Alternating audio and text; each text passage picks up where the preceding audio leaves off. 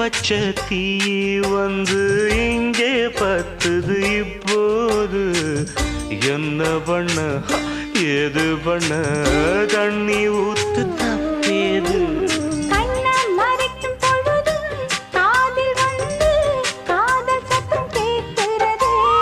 கள்ள பார்வை பார்த்து